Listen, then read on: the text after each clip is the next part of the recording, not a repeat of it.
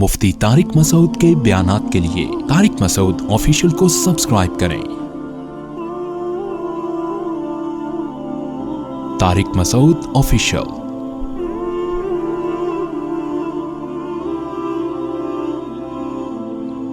میرے پاس عجیب عجیب قسم کے بھکاری آتے ہیں، میرا دل چاہتا ہے میں ان سے پیسے مانگوں۔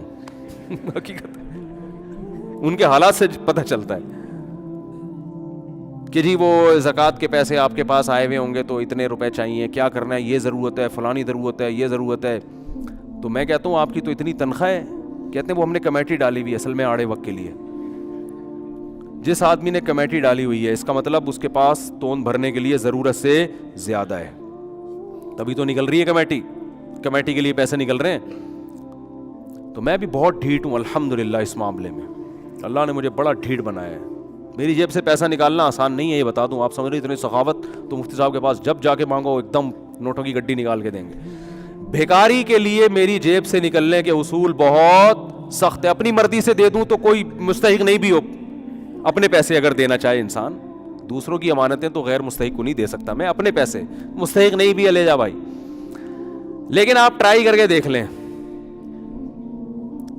1 کروڑ روپے میرے پاس پڑے ہوئے ہوں اور آپ آگے مانگ کے نکلوانے کی کوشش تو کر کے دیکھیں، ایسا آپ کا خاندانی قسم کا انٹرویو ہوگا کہ آپ بولو گے ایسا تو ہم جب فوج میں بھرتی ہونے کے لیے گئے تھے نا، ISSB کا امتحان دیا تو اس وقت بھی ایسا انٹرویو نہیں ہوا تھا۔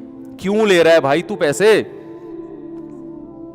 ایک صاحب آئے کہ مجھے بہت شدید ضرورت ہے، میں بالکل یہ ہو رہا ہوں، اور بہت ایسے واقعی بڑی ضرورت تھی، ان کو بیماری چل رہی تھی، کوئی پتہ نہیں کینسر تھا کیا تھا، اور اب میں بہت پریشان ہوں تو مجھے اتنے لاکھ روپے چاہیے، اور واقعی ضرورت تھی۔ تو آپ کوئی زکوٰۃ سے بھی تعاون کر دیں یا صدقے سے کر دیں۔ یہ ہے جو کل جن کے ہاں کل کا مفہوم بالکل کیا ہے، چینج ہے۔ ادھر نبی کی حالت کیا ہے، اپنی ضرورت قربان کر کے کل کے لیے امی عائشہ نے دے دیا تو حوصلہ افزائی کر رہے ہیں، چلو آج بھوکے رہ جاتے ہیں، کل اللہ ہمارا پیٹ بھر دے گا۔ حدیث میں آتا ہے نا، نبی صلی اللہ علیہ وسلم نے فرمایا قیامت کے دن اللہ اعلان کرے گا، کہاں ہیں وہ لوگ جب میں بھوکا تھا تو انہوں نے مجھے کھلایا، جب میں پیاسا تھا تو انہوں نے مجھے پلایا۔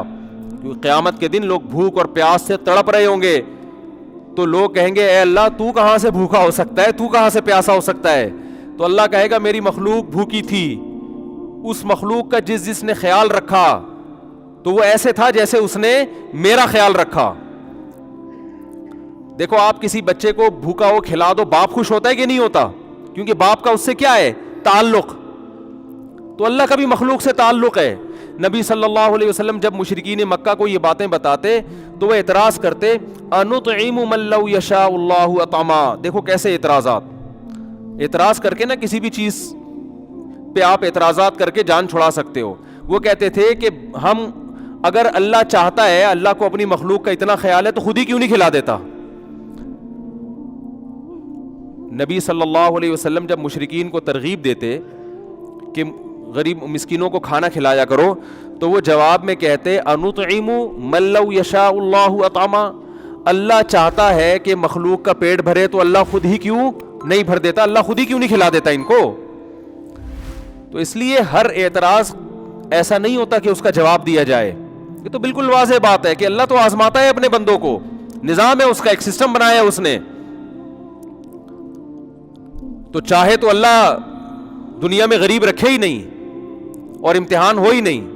قرآن تو یہاں تک کہتا ہے اگر ہم چاہیں تو سب کو زبردستی ہدایت دے کے جنت میں لے جائیں، ہم تو یہ بھی کر سکتے ہیں۔ اللہ کو شوق تھوڑی ہے لوگوں کو جہنم میں ڈالنے کا، لیکن اللہ کا ایک نظام ہے کہ جنت میں وہ جائے گا جو امتحان میں پورا اترے گا، جو ناکام ہوگا اس کے لیے جہنم کی آگ ہے، اگرچہ اللہ اس آگ پہ خوش نہیں ہوتا۔ تبھی تو قرآن کہتا ہے ما یفعل اللہ بعذابکم، اللہ تمہیں عذاب دے کے کیا کرے گا، اس کو کوئی خوشی تھوڑی ہوتی ہے۔ ان شکرتم وآمنتم، بشرطے کہ تم شکر کرو اور ایمان لے کر آؤ۔ تم شکر کرو ایمان لے آؤ تو کیا ضرورت ہے اللہ کو عذاب دینے کی؟ اللہ اپنے بندوں کو عذاب دے کر خوش نہیں ہوتا۔ تو حدیث میں آتا ہے قیامت کے دن اعلان ہوگا، کہاں ہیں وہ لوگ جب میں بھوکا تھا تو انہوں نے مجھے کھلایا۔ دیکھو میں پیسہ خرچ کرنے پر زیادہ فوکس کرتا ہوں اپنے بیانات میں، بدنی عبادت کو میں عام طور پہ زیادہ فوکس نہیں کرتا۔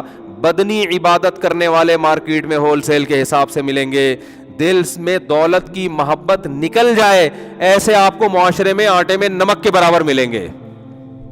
یہ جو دولت ہے نا پیسہ, آج اس کو لوگوں نے خدا بنا لیا ہے, تبھی چہروں کی رونقیں ختم ہو گئیں. ہر وقت غریب غریب بنا پھر رہا ہوگا, پیسے ہی نہیں ہے, پیسے ہی, جب بھی بات پیسے ہی نہیں ہے یار, گزارا ہی نہیں ہو رہا,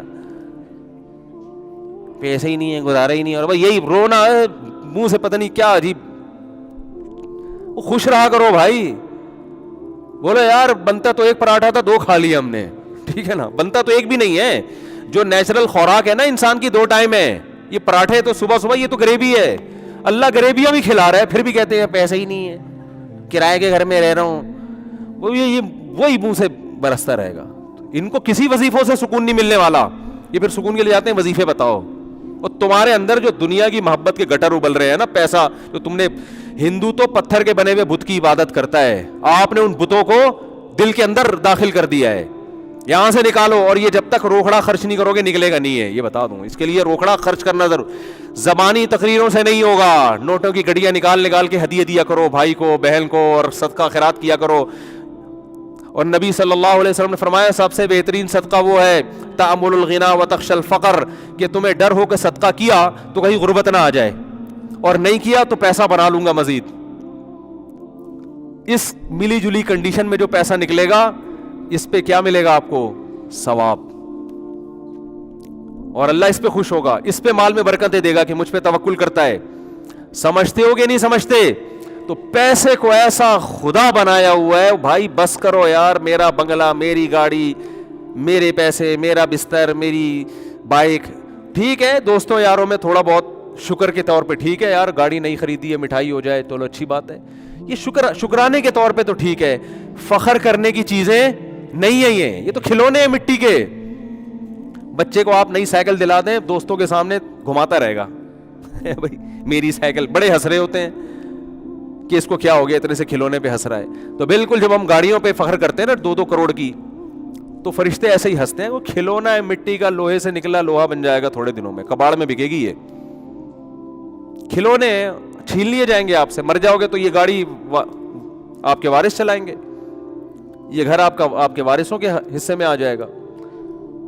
تو وہ میرے پاس آئے اور کہنے لگے یہ ضرورت, وہ ضرورت, میں مرا جا رہا ہوں, میں یہ ہو رہا ہوں, تو فلانا ہو رہا ہوں, تو اتنے پیسے چاہیے. تو میں نے کہا آپ کی گاڑی کتنے کی ہے؟ انہوں نے کہا گاڑی تو بھائی میری ضرورت ہے. تو میں نے کہا جو آپ کو بیماری آئی ہوئی ہے اس سے زیادہ ضروری ہے گاڑی. یہ لوگوں کی سوچ بتا رہا ہوں میں, اس کو سمجھیں, کیونکہ بیان جب تک مثال نہ دی جائے نا تو جو سمجھانا چاہ رہا ہے انسان وہ سمجھ میں نہیں آتا. اس لیے میں وہ جو ریئل مثالیں جو چل رہی ہیں مارکیٹ میں, جس طرح کے لوگوں میں چل رہا ہے حساب کتاب, میں نے کہا آپ کہہ رہے ہیں آپ کے پاس پیسے نہیں ہے کہ, میں نے کہا میرے پاس ہیں پیسے, میرے پاس پیسے ہیں, لیکن آپ کو دینے کے لیے نہیں ہے. اتنا سچ بولنا بھی بڑا مشکل کام ہے. میں نے کہا میرے پاس پیسے ہیں مگر آپ کو دینے کے لیے نہیں. آپ کا جو علاج کینسر ہے یا کچھ بھی ہے, میں اس طرح سے کسی کا واقعہ بیان کرتا ہوں کہ اس کے خوابوں میں بھی نہ آئے کہ میرا واقعہ بیان ہو رہا ہے, وہ نہیں پہنچے گا. جس کا واقعہ ہے نا, میں کچھ چیزیں بدل دیتا ہوں اس میں, سمجھ رہے ہیں, تاکہ کسی کے پردہ دری بھی نہ ہو اور وہ خود بھی نہ اپنی بے عزتی محسوس کرے.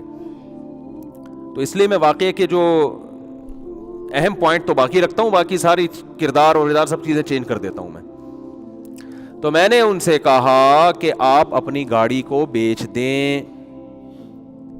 میں تو بغیر گاڑی کے کیسے؟ میں نے کہا W11 بہترین چیز ہے, W11 کیا ہے بہترین. میں نے کہا گاڑی بیچیں اور یہ پیسہ آپ علاج پہ لگائیں, اور پھر آپ کے پاس اگر کنوینس کے پیسے بھی نہ ہوں تو W11 کے کرائے کے لیے میں آپ کو زکوٰۃ دینے کے لیے تیار. یہ تو واقعی پھر پیدل تھوڑی جائے گا نا, لانڈی یا صدر کہیں جا رہا ہے تو پیدل تھوڑی جائے گا.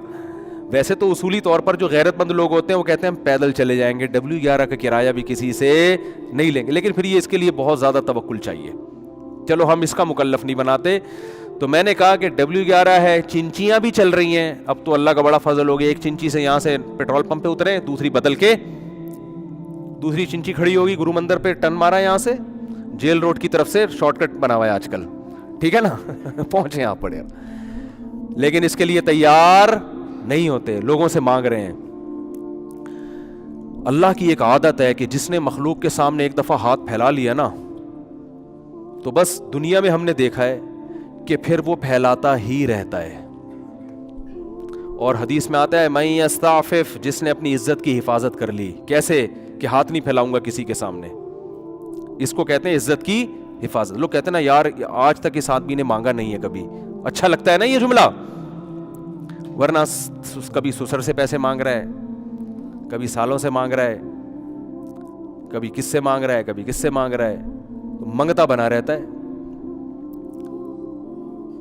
تو میں نے ان سے کہا کہ آپ اپنی گاڑی بولو بیچیں.